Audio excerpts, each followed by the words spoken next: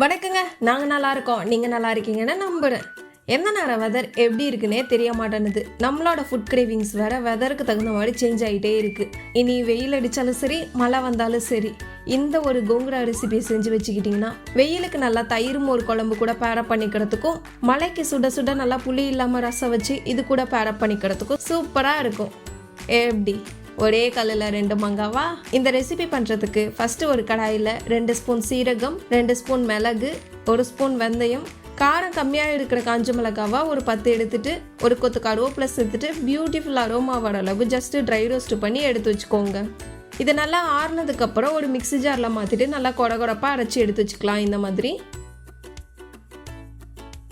இதுக்கப்புறம் ஒரு கடாயில் ஒரு 100 ml நல்லெண்ணெய் சேர்த்துட்டு, 1 ஸ்பூன் சீரகம், 10 பல் பூண்டு நல்லா தட்டி சேர்த்துட்டு, தாளிப்புக்கு ஒரு 3 வரமிளகாவை இந்த மாதிரி நல்லா கிள்ளி சேர்த்துட்டு லைட்டாக வதக்கி விட்டுக்கோங்க. இதுக்கப்புறம் ஒரு 3 பச்சை மிளகாவை நல்லா கோர்ஸாக அரைச்சி எடுத்து வச்சுருக்கேன். இதையும் இது கூட சேர்த்துட்டு நல்லா வதக்கி விட்டுக்கலாம்.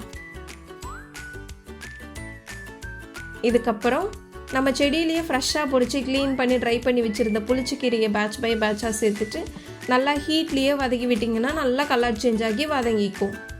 ஃபஸ்ட்டு வதங்கும் போது ரொம்ப வளவலன்னு தான் இருக்கும். இதுதான் இதோட கீரையோட நேச்சரு. பட் கவலையே படாதீங்க, நல்லா வதங்க அல்வா பதத்துக்கு வந்துடும். பாருங்கள், இந்த அளவுக்கு நல்லா வதங்கினதுக்கப்புறம் உப்பு நம்ம அரைச்சி வச்சுருந்த பவுடரை பேட்ச் பை பேட்சாக சேர்த்துக்கலாம். நம்ம இந்த பவுடரை சேர்த்துட்டு நல்லா கலரி விட்டுட்டே இருக்கும்போது கொஞ்சம் கொஞ்சமாக அந்த கீரையோட வளவளப்பு தன்மையெல்லாம் போயிட்டு நல்லா பாத்திரத்தில் ஒட்டாத அளவுக்கு நல்லா அல்வா மாதிரி திரண்டு வர ஆரம்பிச்சிரும். பாருங்கள், இந்த அளவுக்கு நல்லா எண்ணெய் பிரிஞ்சு தொக்கு மாதிரி வந்ததுக்கப்புறம் அடுப்பை ஆஃப் பண்ணிவிட்டு நல்லா ஆற வச்சுருங்க.